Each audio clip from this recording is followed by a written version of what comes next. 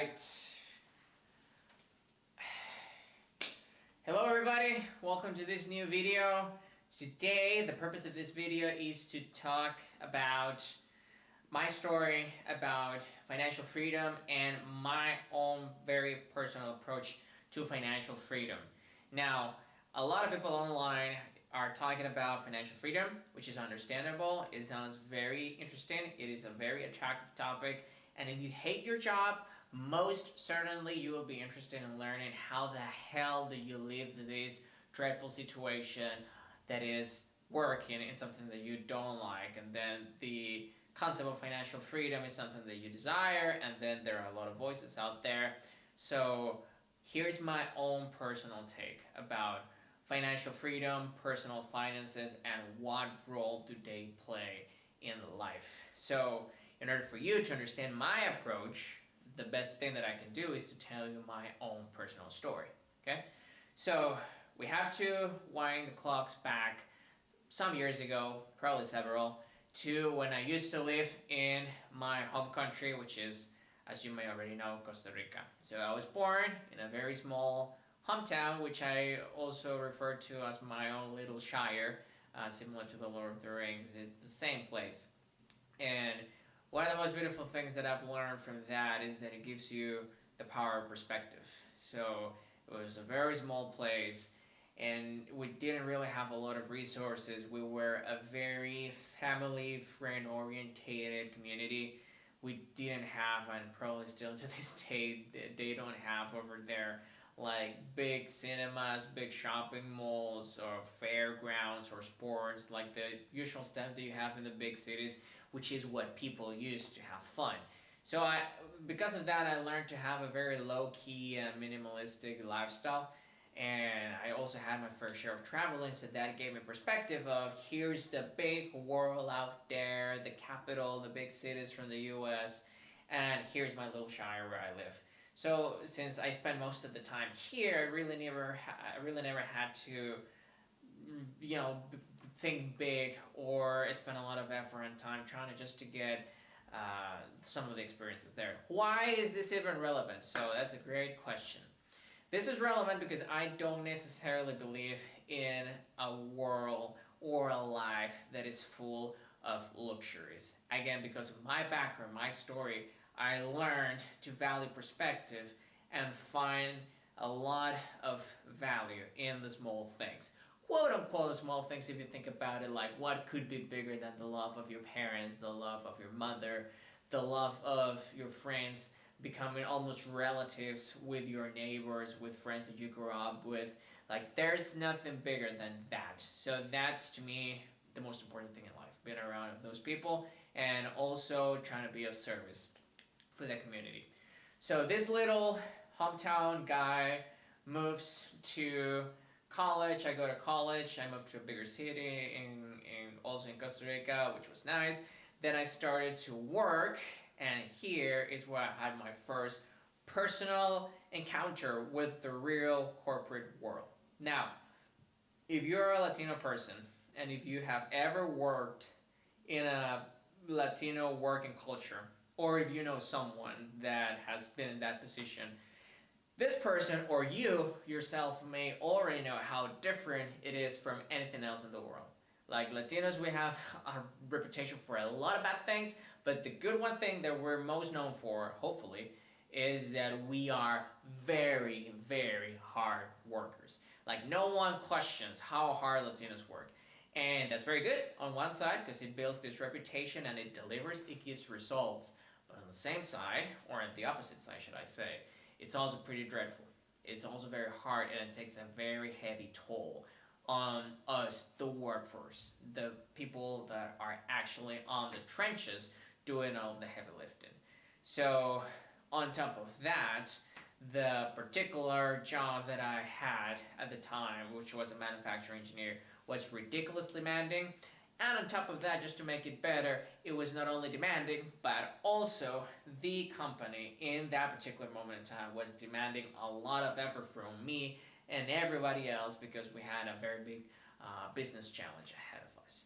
So in these situations, trying to look at the silver lining, and I'm going to talk more about that in the future, you really grow. Like you really develop to your fullest potential. You start to value the small things of ownership over things, trying to be a leader, just letting things go. And but on the flip side, on the opposite end, the not so good side of the spectrum, you get burned out. And everybody's been in that position at some point in their lives if they encounter a story like this one. Because what happens is, well, I'm doing all of this work, and you're asking me for this much, and I'm delivering, but it is pretty exhausting, and on top of that, you're not giving me any recognition. Like, I'm really working my ass off here, and you're not giving me any recognition. So when you start to put all the pieces together, and you think about, like, this little hometown person that I'm really just trying to have some fun here and enjoy my life because I was very young back then. And, I was just trying to, have some time for myself, play guitar, hang out with my friends. But now I'm stuck in traffic. And when I'm not stuck in traffic, I'm stuck in this office working my ass off to get zero recognition. So you really grow resentful. There's a grudge between you and the workplace. And that's where financial freedom kicks in, right? Because you say, well, how can I fix this? And of course, the way you can fix that situation is, well, what if I don't have to work?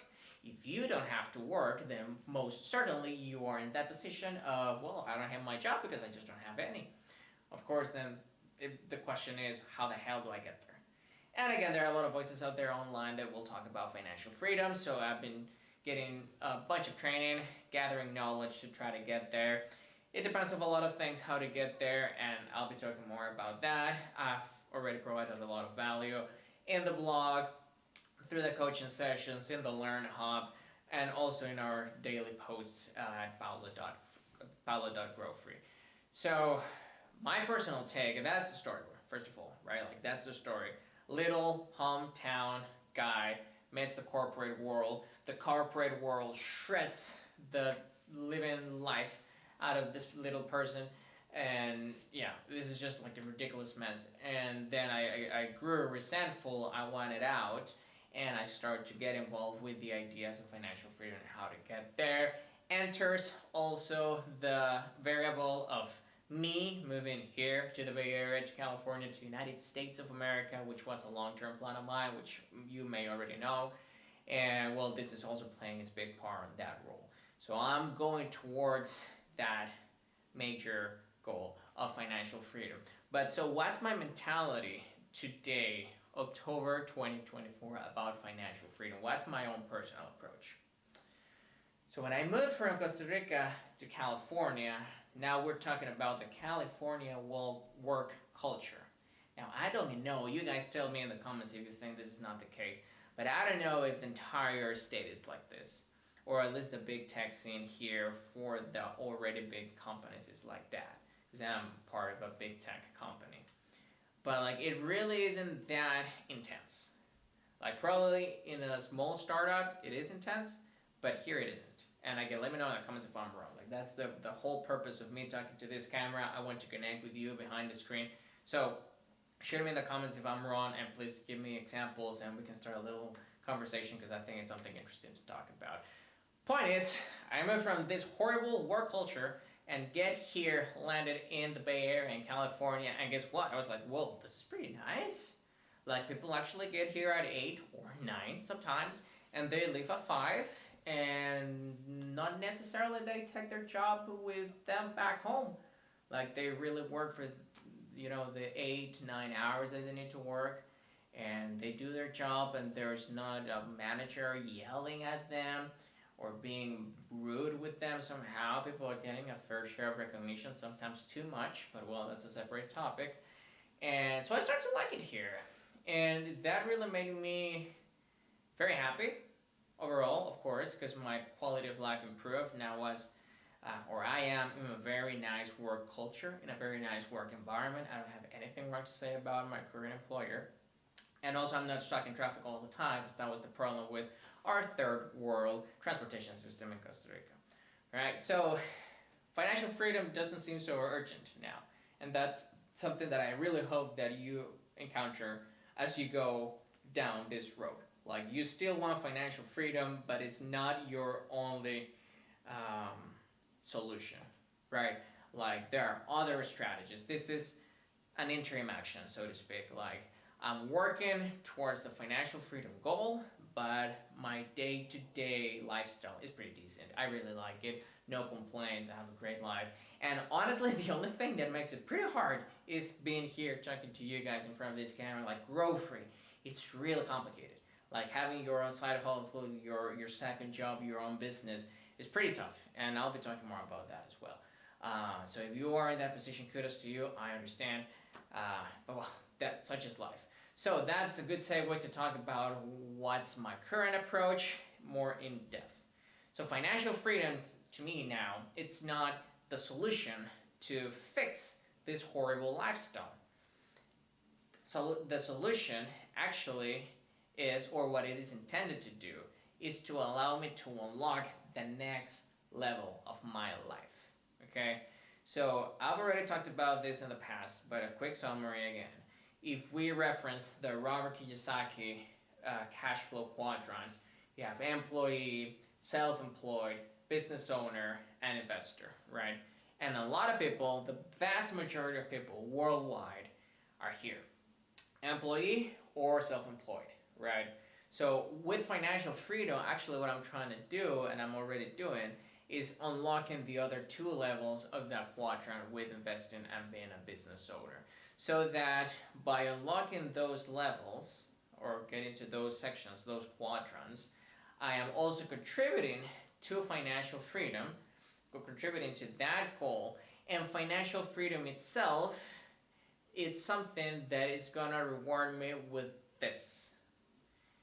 Now that I have a very wealthy supply of money, a very big supply of money, let's just put it like that. I also have now a seemingly limitless supply of time. So I have a very good, strong resource of money, and I have also unlocked a very abundant resource of time. Now, this may sound pretty obvious, but here's what I'm trying to get to. The most important principle that governs the grow-free lifestyle, my mentality, is that the meaning of life is to live for something that is worth dying for. So, which position could be better to fulfill that ideal than to have a good supply of money and a good supply of time? Because now with financial freedom, I have the money and the time to make the most meaningful contribution that I can to that life standard, to live for something that is worth dying for. And you know what's the great thing? That today, as I am speaking, I know for a fact that I am living under that ideal. I am living under the ideal of living for something that is worth dying for, because I have my family, I live a selfless life, and this 8 to 5 grind, this 8 to 5 job that I have is also very meaningful and has a direct contribution to the quality of life of patients all over the world.